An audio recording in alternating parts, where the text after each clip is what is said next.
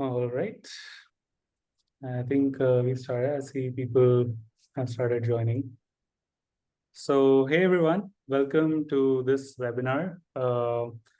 I have with me Lucy here, and in this webinar, we're going to cover the use cases and applications of AI. Before we begin, let's start off with a quick round of introductions. So myself, Sudeep, I'm the head of AI and new initiatives at SignEasy. SignEasy is an e-signature and contract management platform that helps you send, sign, and manage contracts in an easy way. And I have here with me Lucy, and it's an absolute pleasure to have you here. She is the founder and principal of InnoLaw Group, and she's an expert in the CLM space. Lucy is also the author of two books, The Simple Guide to Legal Innovation, as well as CLM Simplified, Efficient Contracting for Law Departments. How are you doing today, Lucy? I'm great. Thank you so much for having me to talk about my favorite topic. Amazing. It's an absolute pleasure. All right, folks. So let's begin. And before we dive into the topic, I think it's good to set the basics right. And let's begin by just calling out, what we mean by AI when we talk about it, at least in this webinar. So when we're talking about AI, there are many different kinds of conceptions. Many of you would have different notions of it. In the recent past, there have been improvements in generative AI with ChatGPT gaining all the prominence and these LLMs coming about, and it seems very confusing with this whole technical world and then so much jargon around it. So just to level set things, when we say AI, we mean systems and models that can perform tasks which usually require human intelligence. So AI can do things like understand natural language, it can infer what you're trying to tell it, and it can capture patterns, it can extract information, it can summarize things, and there's a lot more such things that it can do. So really this space is evolving and there's more and more we're learning and exploring in it. But when it comes to the world of contract management, think about it like some of the key things it can do is like summarize things for you, extract information, and it can really parse a lot of information, go through all of your contracts and give you the right insights. So after that level set, I think let's begin. The starting point, I believe, would be, would love to learn from you, Lucy, about how does, for the benefit of our audience, how do you think about, like, what is a contract lifecycle management platform to begin with? Yeah, I love that question because right now, the CLM space, contract lifecycle management, is very, very complex. There are well over 100 plus providers that may or may not define themselves as CLM vendors or CLM service providers. And that number can grow to well over 300 if you really expand kind of this definition of contracting. So that's the first note. It's a fact. Those who have joined to learn a little bit more about AI, I would say think of AI as the engine inside the car, but you really need to understand what kind of a car you need, what kind of car you're shopping for before you get excited or jump into the kind of engine that the car is built on. Especially for those of us who are not mechanics or race car drivers by profession, we really should stick to making sure we understand the basics. The basics, I would say, in the most generic and standard definition of CLM, if providers truly follow the acronym, it's contract lifecycle management, which means there is technology and automation is being applied to the entire life cycle of the contract. The life cycle being the creation of the contract, the routing of it, the negotiation of it, routing internally, within the company for approvals and inputs, the negotiation, of course, by the legal professionals, and then eventually the signature and the storage of the contract. That is one part of the life of the contract. But as we know, once contracts are signed, they are not dead. So that life cycle continues because there are expirations and there are terminations and there are renewals and there are amendments. And so really, until a contract is truly terminated and or expired, done, and its life cycle is ended, everything about that contract can be part of the CLM and the management of that contracting life cycle. Now, technology, of course, has strengths and focus areas within this entire broad definition of CLM, and different technologies are used in different ways across the life cycle, and AI is one of those technologies. It is by far the most exciting right now. It is very shiny. It has made huge leaps and progress, but it has also been around for 2 decades. AI is not new. Applications of AI inside of CLM, I think, is new, and that's what we're seeing an explosion around right now. So Yeah. I hope that helps. It's CLM in the broadest terms, right? It is the automation of various steps and phases and functions across an entire life cycle of contracting, which is it's a long life contracts have. Amazing. Thanks for giving a gist of the entire life cycle of a contract and what that looks like. And like you rightly pointed out, AI has also been around since a long time. It's actually, I feel like it's gained a lot of prominence in recent past since all this watershed moment of ChatGPT and LLMs came about. But for the sake of our audience, what is someone missing out if, say, they're not leveraging AI? Or how important do you think AI is in the sphere of CLMs? Sure. I mean, let's say the base foundation is that you're already automating. You're choosing to automate. You want to automate some aspect of contracting. If that's the choice that you made and you are ready to jump into technology and automation of a very manual and traditional, process, that's the first step. Assuming that, then I do think AI has some really interesting roles to play. Not everywhere, not across everything and all types of contracts. And I think that's a big fact that everybody has to appreciate, that AI has become very, very useful in certain specific areas. More than others, although it's being tested and applied in a lot of places.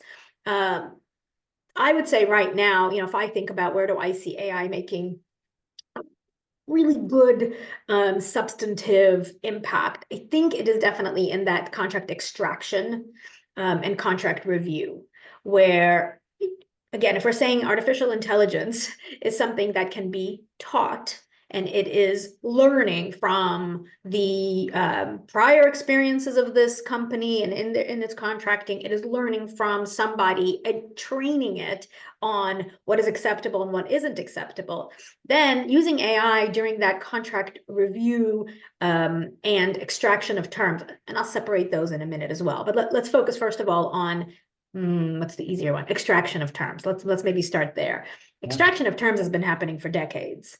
And using technology, I think being able to educate the technology in a way that it's learning to extract that term. Oh, it isn't just looking for the word liabilities or limits. It isn't just a word search. It is learning that limitations on liabilities can be found in other sections of the contract that don't use the word limit or liability. That's where AI has become really useful, really smart, but it's only as smart as those that are educating it and as the content that it's being educated from.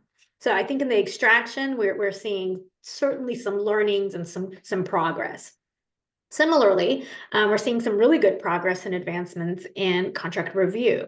So treating the AI like a junior lawyer, maybe a fresh graduate from law school, or maybe a really smart intern during law school, it can be trained to read contracts and say, oh, that sentence actually is not in our favor. I prefer a different sentence, or I prefer a different set of words to replace that sentence. While that is very good progress that's happening, at the end of the day, we also know that simply replacing words doesn't create a good contract. So the human oversight on the contract review is critical and much more intense than maybe in the contract extraction. But I think those two areas are where I like to look at to see what AI is capable of and what it is doing. And I would say I picked those two because, first of all, you can't assess AI across all of CLM like a hobby. You just can't. It is complex and it takes a lot of energy and time. So I like to focus on those two for two reasons. One, on the review automation, that is a way to really enable the legal department. It is a way to make the legal department faster and help it focus on identified points that the AI solution can bring to the law department professionals so that attorneys aren't reading 30 pages of words over and over again. So that's nice because I think it speeds up the legal team. On the other side, on the extraction side, that's nice because that can enable the business. And suddenly we can get legal completely out of what time, when does this contract expire? I don't understand the termination provision, all these questions that the legal department gets from the business. So I look at it as two different ways of using AI for two different purposes. One is to enable speed in the law department, but the other one is to enable the speed of business and remove the law department if possible. So Yeah. I hope that helps. And Lucy, what do you think about, like, I hear from some the reviews from some people saying that, if the legal department, there's this perception that if the legal department is using AI, then that's something to be scared of, because folks are, legal ops professionals are supposed to read through all the words, the entire language. They're not supposed to rely on AI. There's this sense of, apprehension towards AI. So what do you feel? What do you say about that? So you've also, you've conflated two different views on legal. There's legal operations and there's legal professional, let's call them attorneys, substantive, practicing lawyers. Legal operations is in the DNA, automation, efficiencies, technology, creating processes and treating the practice of law like a business, treating it like a smooth operation, operating factory. That is very different and sometimes in conflict with the practice of law. And so the lawyers inside the law department, they put operations aside. Their job is to mitigate risk and do the best possible substantive legal work that they can. In the context of contracting, that means lawyers are paying attention to what's happening inside the four corners of the contract, all the words, exactly every word and how it's placed, and what those words represent and how those words mitigate risk, saving the company, right? Protecting the company. Operations assumes that the inside of the four corners is, that's done, it's efficient, let's hope, and you can use some technology to automate that, clause generation and other things we'll get to. But they're really looking at how do we move these contracts faster? How do we create efficiencies? How do we give the law department insights into how many contracts we're doing and how often and what takes so long? And how do we use data and tech, right, to make contracting better? So your first assumption is, when the contracts and the use of AI and fearing it in the legal department, but you mentioned legal ops, I want to make sure we're saying, hey, within a law department, there could be two very different views on AI. There could be the legal operations view that's saying, yes, finally, it's here. This will help our lawyers be faster. This will help our law department be more modern. Excitement, embracing, and joy. And I think from the lawyer side, there's a little concern and there's a little caution. I don't want to say it's fear. I think that's over exaggerating, but I think it's caution. Lawyers like to know exactly what they're getting into. They want to understand all the what could happens. Right? What if? But yeah. What if it does this? What if it does that? What if it does that? That's how we're trained in law school. Our job is to find every possible wrong and bad thing that can happen. So now you're presenting to me this confusing thing called AI, not anything I've learned or grew up with or was trained on. And I'm supposed to trust it. I'm supposed to defer to it. I'm supposed to bring it into my world, my world, lawyering and doing contracts. So yes, there is caution, there's hesitation, absolutely. It will take time. Look, it took 20 years probably for the legal profession to embrace fully email. About 20 years for the governing bodies across the US 50 states, the governing bar associations that govern the practice of law, to accept that email is not a breach of confidentiality or a waiver of privilege. That's a sign, right? That's a thing. Now, of course, technology in general has completely evolved and changed, and people's personal use of technology has skyrocketed. So that same lawyer now is using tech to shop online, to book travel, to get a taxi or car service. I mean, so much of their lives has now been automated that we're hoping that's helping say, well, maybe I can also automate some of my day job. And of course, the pandemic had a huge impact. So yes, there's fear, but caution, but I think now it's a little bit more of a, "Oh, I know I should learn about this. I know I need to do something, a Yeah. little bit of a push." And I think this is where these platforms, technology companies, these vendors have a big role to play in making sure that however AI interacts with sensitive data of your contracts, it makes sure that it's compliant. Your data doesn't go out in places you don't want it to be. It's accurate. You don't want to run into situations where an embarrassing situation where you didn't get the right answer from AI. And I'm happy to say that with some initial exploration, SignEasy has also rolled out a first version of some AI offerings, and we've made sure that through rigorous testing, we've made sure that it's accurate, it's grounded on the data of your contracts, and actually we're solving for some of the areas you mentioned, extraction being one of them, and reviews. You can extract certain key terms automatically from your contracts. It helps executives be on top of contracts. It helps all other kinds of business users as well. And we also make sure that it's not used to train any models. It's safe, it's secure. So I think that's on the top of mind of all these people who are evaluating such software. Now, I think we've covered like what it is. Now let's get into who stands to benefit from all of this. Is it only legal professionals, or all other kinds of departments and business users can also leverage these platforms and AI? Sure, absolutely. It's absolutely not just about the legal department. I think we have a bit of an identity crisis when it comes to contracting and in companies, who owns it, who's in charge, who's driving contracting. And oftentimes, because contracts are so connected with what the law department does, that the law department ends up kind of taking ownership and trying to fix contracting for an entire enterprise. That's probably not the best path to go. Contracting is a necessary sub-process of so many other core business processes: buying, selling, exchanging information, creating a channel, you name it. It depends, of course, the business you're in. Are you doing clinical trials because you're in pharma? Are you doing supply chain because you're in car manufacturing? All of that requires contracts. And so those are core businesses. Those core business processes have a sub-process that is contracting. And we sometimes kind of flip it, and somehow contracting is supposed to, be that core enterprise process that plugs into all these other complex businesses. And I just don't think that is a safe approach or smart approach, frankly.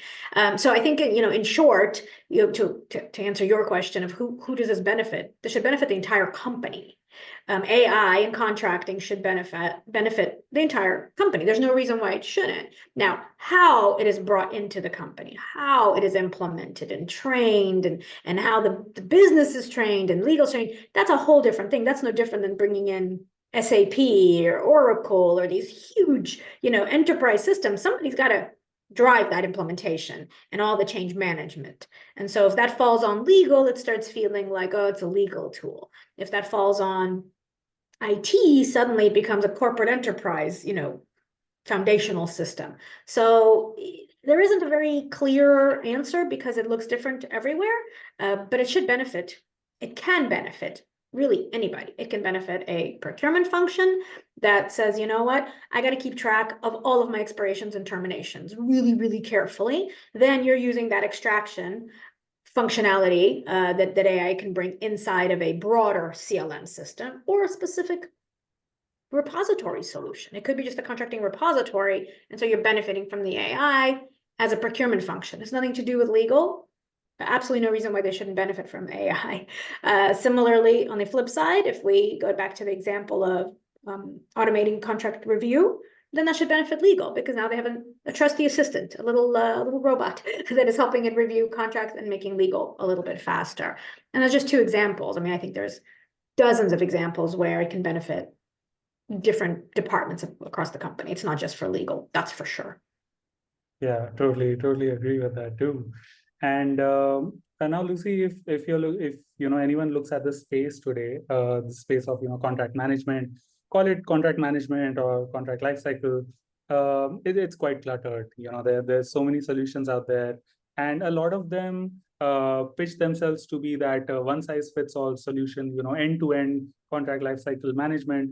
And now, if I'm a business owner, I'm say I could be an SMB company, I could be a mid-market player or an enterprise. I think there's this one question around when is the right time for me to start adopting such a platform? That's one. And also, Okay. how should I think about like which solution? Like, should I go for this one size fits all, boom, or should I go for some purpose-built software for different parts of the life cycle? Sure. Let me divide this up probably into two questions. One is, am I ready? I think I heard That's right. Yeah. that. Am I ready for AI and CLM tech? And then of course the second one then being, well, now what do I need really if I am ready? What's the solution I'm looking for? So getting ready for CLM automation it's critical. I mean, there's no gray area here. You cannot be successful with implementing a CLM system, especially if you're trying to implement across the life cycle. You have intake, creation of a contract, routing it effectively, signing it electronically, storing it, and then ideally extracting key terms from it. If at the highest level you're trying to automate across that life cycle, you simply can't do it without taking a time first to get ready for it. And by getting ready, meaning, are you able to answer how contracting is done today? Sounds like a simple question. But if I would ask everybody on this call to write down in bullets even the steps the contracts take today, I guarantee you it would not be one linear list. It will start going like this, and then they'll do another page for a different type of contract maybe, and maybe another page for those kind of contracts and that business unit or that geography or that department or post-acquisition or pre-acquisition. I mean, the complexities are there, and sometimes we forget about them until we bought a piece of tech, and the tech provider's like, great, we have all these questions you need to answer, and then we're going to light up the technology. They just don't have the answers. The buyers simply aren't able to answer the questions that the vendors need in order to get the system up and running in the way it's envisioned. So getting ready means you are taking a look at your current contracting processes. You're also taking a step back from the current ones and deciding, hey, I don't think I want this to keep going like this. I think if we're going to bring in the technology won't solve a bad process, as we all should know by now. The technology will simply automate a bad process, but it won't change behavior at all. And frankly, it will annoy people because a technology can't automate a lot of human anecdotal processes, meaning after I review this contract, I usually like to get so-and-so to take a look at it. But that is not automatable. Usually take a look at it. The technology means yes or no every time. This kind of contract, it needs to go here. And take a look. What does that mean? Is that an approval? Do they click a button? Do they need access inside the document? Are they editing it? Does it need to go somewhere else? And another 50 questions that just come from part of my process is I like to have so-and-so take a look at the contract. That's not a process that can be automated. So taking the time to get ready is key. Besides just mapping the process and understanding the future state of the process you want to automate, there are also more substantive questions that usually pop up. Who is the decision maker in this contracting life cycle? At which points? Who needs to be involved? Where are the stakeholders? What say do they have in automation, and what should and shouldn't be automated? And by the way, if legal is driving this or legal is a part of this, what is legal's role in contracting? What should legal's role in contracting be in the future? If you're using technology to help enable the business and do a little bit more on their own, great. Sounds like legal can step out of some aspects of contracting. Those are all decisions that have to be made that shouldn't be driven by technology. So we have a pretty big laundry list of how to get ready for the system. That is key. Do not jump into technology unless you can answer some basic questions about how contracting is run today, who's approving contracts, Which types and why? What role do you want legal to play in the future? What role do you want the different business units to play in the future? How many contract types do you think you can really automate in a CLM system? At least those questions, and I can add 20 more if I was given 30 more seconds. But let me switch to the other then question. So that's readiness. That's important. As part of the readiness, one of the most important questions that we would ask you if you're trying to buy technology is, what is your top pain point you think the technology will solve? Literally, what is the biggest problem you have that has sparked your interest and curiosity in CLM or AI as it relates to contracting? There's got to be a pain you're trying to solve. So honing in on the particular pain point will then help you decide if you need a full CLM system, a lifecycle system. Maybe you need a specific solution for a specific problem. And that is commonly referred to as a point solution. It is fit for purpose. It is there to do a specific targeted function. Electronic signature is an easy example. Electronic signature is clearly part of an automated lifecycle of contracting. Definitely. It stood on its own for a decade plus now. Everybody knows about electronic signature, and it was solving a very specific pain point inside of a contracting lifecycle. Obviously, SignEasy is familiar with this because that is why you started building SignEasy. We need electronic signatures. Now, that is a very narrow use case of technology. There are now, of course, so many other use cases. So if you were thinking, God, my biggest pain point is I just don't know which contracts are flowing, where, and who has them, and I'm frustrated. Maybe I'm a general counsel in a law department. God, I'm overwhelmed. My team is busy. They keep saying we need more lawyers. Meanwhile, the sales team is yelling at the legal team, saying we're taking too long, and they really just don't have a grasp of their overall contracting. Well, that's a workflow problem. They need intake. They need to know how many contracts are coming in, what types of contracts, who are they coming from, how long those contracts sit in legal, how long they sit in the business, how long does it take them to get to signature, and where is that gap that's causing all this pain? Well, now you're automating a workflow. Automating a contracting workflow has very little to do with really smart AI-enabled term extraction post-signature. So you can find solutions for just the automation of the workflow of contracting that will probably be good enough, and they'll probably solve 80% of the problem. So if that's your top problem. Now, we all know, top problem everybody deals with, it seems, is I can't find my contracts. Here's the news flash. There is no piece of technology that will solve that problem. That is a human change management problem because people are doing contracts and storming contracts anywhere and everywhere. If you automate the contracting process, it will force a contract into a good repository, which is fantastic, but you're gonna have to force the people into using that system. So balancing, right, the pain points and the change management, which is 99% of implementing any CLM systems or automating any technology is change management. Once you balance the pain points with that effort of change that you're willing to take, and you get ready for that change, and you understand your current state and your future state, then you'll have more success in picking the right specific type of technology that will help you. Wow, that was gotta know what you're shopping for, right? Can I just simplify? You have to know what you're shopping for. You cannot go into a grocery store feeling a little hungry. That's a totally. bad outcome. We all know that. Yeah, that was an amazing insight, Lucy. And I'd actually like to take 5 more minutes here.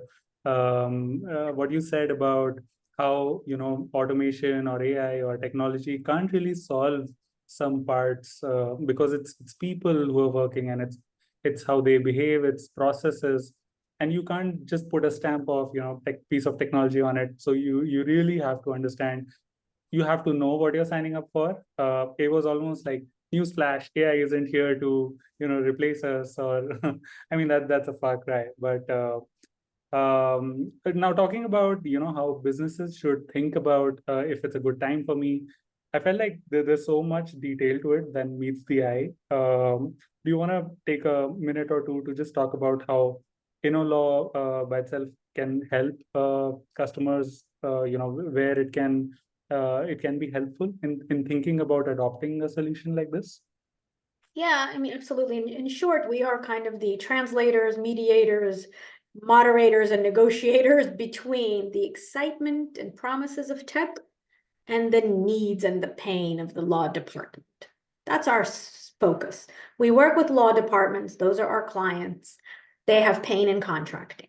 Our job is to help them figure out what is the best way to fix that pain. And we don't just go to the technology. That's one aspect of it. But we really look at holistically the problem with contracting. Do you have the right humans involved? Do you have the right resources in the law department? Is the law department over functioning? Are they not able to trust the business because they haven't trained the business, or because the business has expectations that are unreasonable of the law department? There's a lot that goes in there to understanding why is the law department doing contracting the way it's doing them today, and how do we help them think about contracting in a different way? Sharing responsibilities with the business, enabling the business, letting go of some areas of risk that just aren't worth the amount of mitigation that they're doing for that particular risk. Rethinking their templates and their playbooks if they have them. If they don't, which ones should they create? Which ones are really valuable to them, and which ones can they create for the purpose of enabling the business? And then finally, of course, with that, where's the technology? How do you then use the technology to really enable all of these good changes that we think are healthy for the enterprise as a whole, certainly healthy for the law department, and then how do you plug in technology there? So our job is really to kind of swoop in as a SWAT team, for those who are familiar with that concept. We really do kind of step in, fresh eyes, and we look at the history. They tell us, they explain to us the history, and then we tell them, here's where we think you can go in the future, and here's how you use technology. Here's how you rethink your human resources. Here's how you create the right templates and playbooks. And we really guide them through a transformation, even though transformation is a very big consultancy word. We don't like that word, but we are really fundamentally changing how they're approaching contracting. That's really at the broadest level what we do. Now, I will say specifically for technology selection, we help them pick the right type of CLM system or CLM related system. In that case, really, you have to kind of think of us as your trusted neighbor or friend when you're going to shop for your first car. So I know in the US, 16, everybody's very excited. If they've managed to save a little money, they go buy their first car. They don't go alone. They always go with somebody who knows how to buy a car. This is no different. In fact, it's more critical, and I don't know why we have in-house legal leaders who think they can go and buy not just CLM tech, but they're trying to buy AI. That is like a 16-year-old kid going to buy a car engine. I mean, we started, I think, at that analogy, and that to me is that's crazy. So our job is to help them find the right car for the needs they have, and we take a look under the hood to see what the engine is. But I think that's the biggest value we bring. We really help. Really great analogy.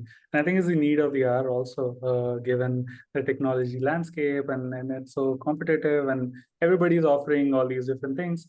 And I just wanted to take a moment to clarify and state that, SignEasy in itself is a contract management platform. It does really well on the execution part around all these workflows. And we're also in collaboration and post-signature document management. And if anybody is interested, you can check out SignEasy AI and also go through it. And I'm all happy to talk to you more about it. Anybody who's interested.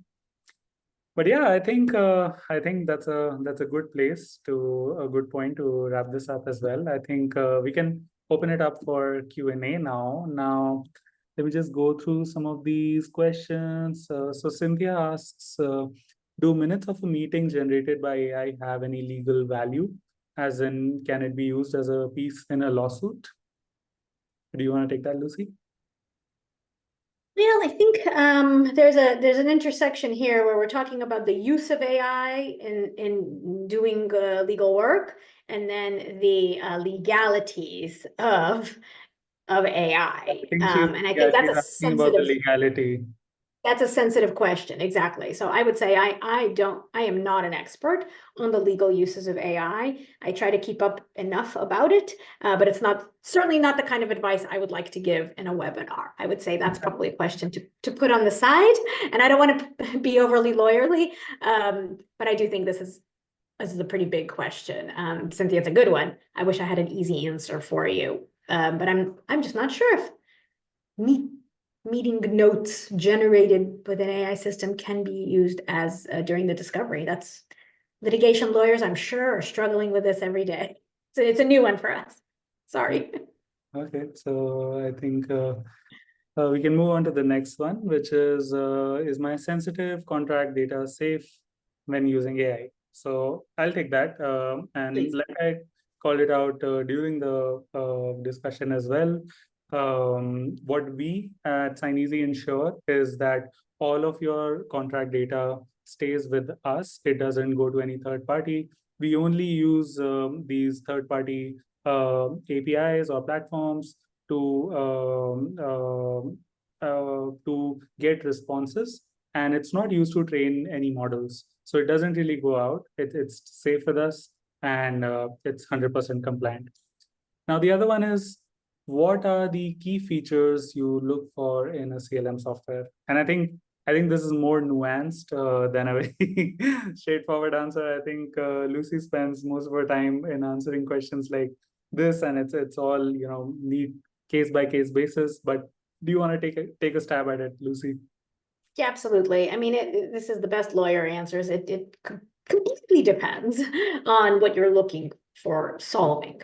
You've got to have a problem very clearly identified, and then we can tell you, great. Now we know what kind of solutions you should look for. And when we're looking for those solutions, we would then generically first make sure that they fit your needs. That's number one. But really, again, more generically, we're going to look at whether that provider has a good history. Who are their other customers? Are they expanding their user base? Are they expanding their feature set? What is their roadmap? Who are their founders? What is their background? What is their history? What does their customer success program look like? What are they like post-implementation?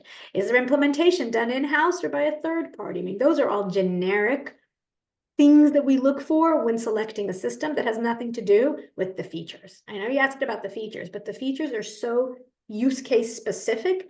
Right now, if you go do a demo, the features are all great. They're all exciting. They're all shiny. They all look amazing because that's why they're called features. If those features apply to your pain point, great. If those features solve your pain, perfect. But if you're not clear on what that pain is you're trying to solve, you're going to go buy really exciting features that you have no good use for. That is an extremely frustrating outcome, both for you as a buyer and for the seller, frankly. And that's what we're seeing is a lot of dissatisfaction right now in the market. Frankly, there's a lot of dissatisfaction, a lot of switching between technologies because the buyers simply have not been crisp and clear on what it is that they're trying to solve with technology. They're simply buying the wrong features. The features are fine. They're just not applicable to their pain points. So it's hard to answer, what are the key features? These days, I would say key features is you got security, right? Everything is stored in the cloud. You're not using an on-prem system. I mean, these are table stakes these days. Key features are going to be some reporting capabilities of something, whether it's the operational aspects or reporting on the key terms that have been found or something. I think extracting data insights is becoming a key core feature, regardless of the type of solution you're looking at. But otherwise, it's pretty specific to the user, the features. Yeah. And I think businesses stand to benefit from just taking a step back and just figuring out what it is they're looking for, what their needs are. That's a good place to start, and just probably like pen down, how do these, I think just to recap, how do the people and the processes work together for them today as it stands as a status quo, and how do they want it to evolve in the future? I think all businesses can benefit from just taking a look at that before even adopting any new platform or features. Ultimately, it's humans who are going to use it, and it's best to look at how they work and how systems work like that. Amazing. All right. So we have another question, which is, how do you ensure accuracy with AI? I would love to answer that, and we at SignEasy, with some of the features we've built, and we've done considerable research on this, spent months at just exploring and playing around with different available models and technologies. So we first of all make sure that the responses and the extracted information is grounded on your contract. So it doesn't hallucinate, it doesn't give you like random responses. It only responds in context of whatever information is present already in the contract. That's number one. And number two is there are various technologies and methodologies available to make the response more and more accurate. One, it comes with advancement in models themselves, these LLMs. You would have heard of, GPT 3.5 and 4. So one is these LLMs themselves are evolving. And second is how do you work with them with like the prompting layer, which is where you can ask it certain questions, and how you frame it matters a lot. And the third, I think, is that it really gets better with time. It's not 100% perfect. That's why we also give a disclaimer whenever anybody is using this technology that don't rely on these extracted information for legal purposes, vetted by a human before. So that's our disclaimer you'll see in most places, and the reason is because look, it's not perfect. It's learning on the go as well. You know. That's key. And I would say let's remind everybody, it is learning on the go. It doesn't function in a vacuum. It needs training, guidance, constant oversight. It's like a fresh baby lawyer, at best. I mean, it's that everybody forgets. It is not an app you download on your phone and kind of, well, I'll just figure it out. I'll figure out Uber or my Amazon app, or it's nothing like that. It is trying to automate complex core enterprise processes. So that expectation is what needs to be completely reset. Now, you ensure accuracy by checking it all the time. The same way you ensure accuracy with a fresh lawyer. There is no way we're going to trust a fresh lawyer to come and serve our biggest client within the first year of practice. It takes 5 years at a law firm before you're really given that free reign. When you come in-house, maybe a little bit faster, right? You're suddenly part of the business, but you know what? You're a human that can take on responsibility and accept that you're going to make mistakes and hope your manager supports you. And that's all ingrained in how we practice law in-house. Somehow with AI, we think it's going to be 100% accurate every time because it's a robot, because it's technology. That is a terrible current misunderstanding, and not 100%. I know nobody ever says 100% fine, but the level of accuracy that I think lawyers are expecting is simply an unrealistic expectation. Some of that is because they've been oversold. The AI hype has been a little too much. So we need really good, honest, smart vendors to help educate their own buyers, and that's key right now. You got to spend the time. That's the only way you'll get accuracy. You have to spend the time and be ready for that and have the resources ready. Yeah, that's why I say that, AI is not going to replace current roles, or it's not going to take the jobs. But people who leverage AI and who use AI definitely will be doing much better than people who are missing out, who are not leveraging it. So it's good to leverage it as well as you can, and remember that it only works as well as you define your requirements. If you are not clear about where exactly or how exactly you want it to help you, it can only do so much. So garbage in, garbage out. Make sure you start with a piece of pen and paper and write down what exactly is it that you're looking for, and then you'll be all set. Yep. Cool. All right. Well, it was lovely chatting with you, Lucy. Thank you so much for joining us. And my pleasure. thank you for all of the participants also who attended this webinar. Thank you so much, and take care, everyone, and have a great rest of the week. Thanks, everybody. Happy contracting. Thanks. Take care. Bye. Bye-bye.